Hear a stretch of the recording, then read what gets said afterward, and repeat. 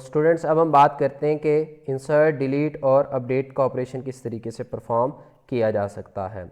तो insert update delete का operation perform करने के लिए सबसे पहले जो है वो आपको क्यूरी डिज़ाइन करनी पड़ेगी। क्यूरी बिल्कुल उसी तरीके से जैसे आप एसक्यूएल सर्वर में लिखते हैं, क्योंकि इसने एसक्यूएल सर्वर पे एग्जीक्यूट होना है। तो हमारे पास यूज़र का टेबल है, तो हमने कहा जी इंसर्ट इनटू यूज़र्स, ये कॉलम है जिसमें आपने डेटा इंसर्ट करना है, ये वैल्यूज़ हैं।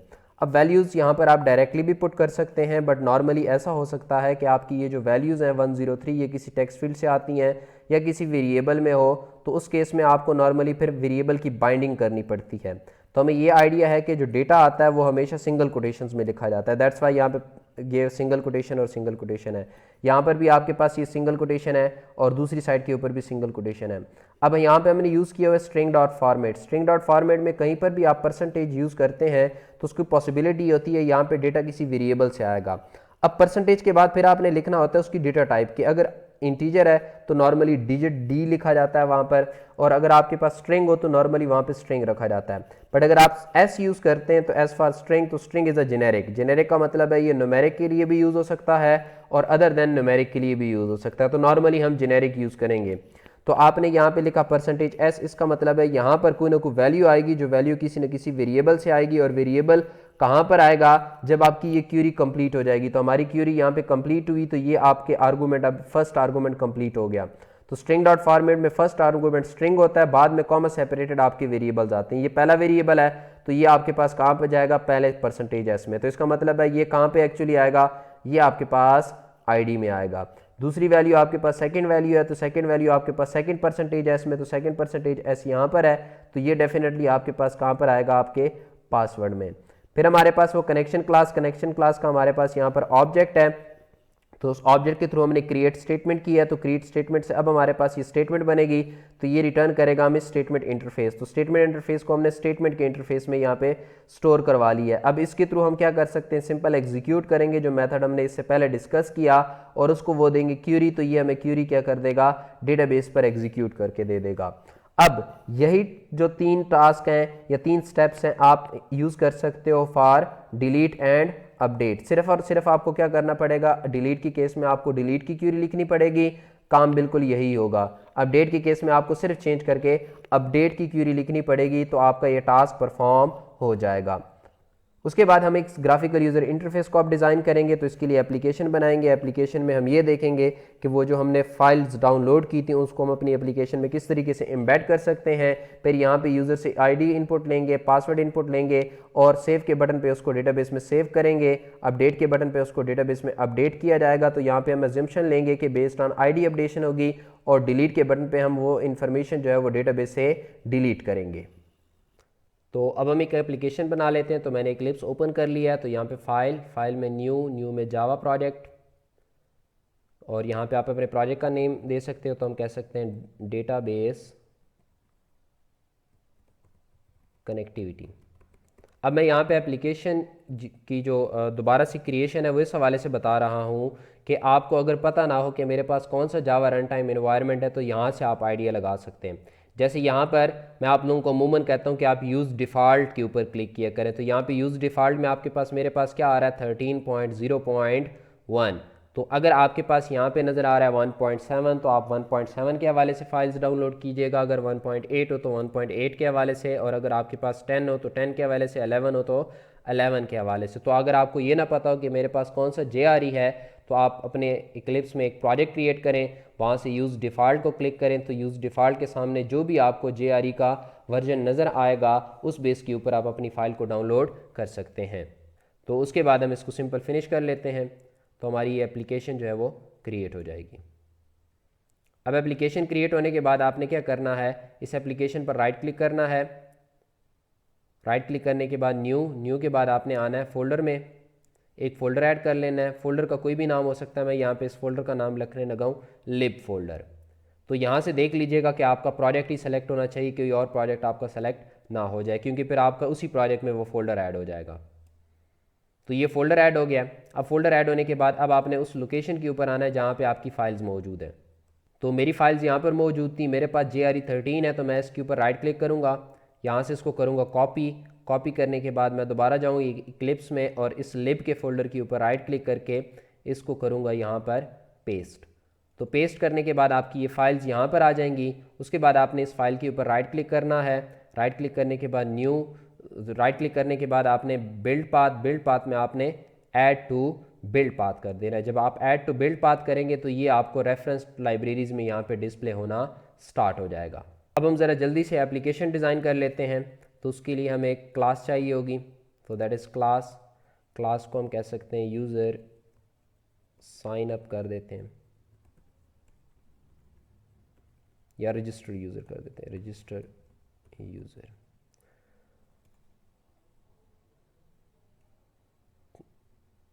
और इंपोर्ट कर लेते हैं कुछ java.awt.static import java.awt.event.static import java.x.swing.static। तो हम इसको एक्सटेंड करते हैं JFrame से।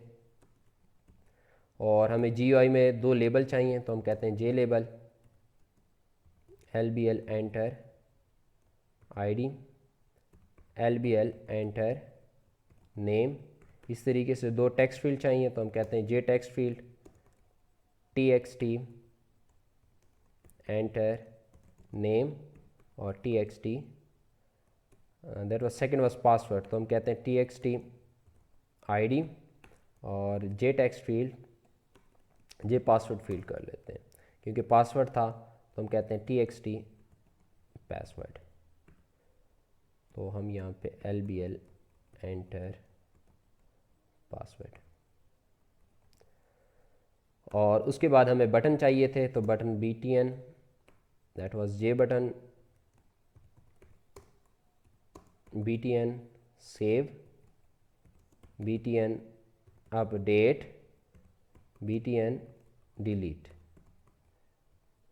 उसके बाद हमें कंस्ट्रक्टर चाहिए होगा, तो कंस्ट्रक्टर बना लेते हैं और जल्दी से इनकी इनिशलाइजेशन कर लेते हैं। तो हम कहते हैं LBL enter ID equal to new JLabel और इस लेबल में हम लिखेंगे एंटर ID। उसके बाद JLabel LBL enter that is LBL enter password equal to new JLabel that is enter password। उसके बाद हम कहते हैं that is TXT name TXT ID equal to new JText field और हम कहते हैं इसकी वेट जो है वो 15 हो। उसके बाद हम कहते हैं जी TXT पासवर्ड, तो TXT password equal to new J password, तो हम कहते हैं इसकी भी वेट जो है वो 15 होनी चाहिए। उसके बाद हम कहते हैं BTN save equal to new J button, तो हम कहते हैं दैट इज़ सेव। उसके बाद BTN update equal to new J button update. उसके बाद BTN delete equal to new J button, तो दैट इज़ डिलीट।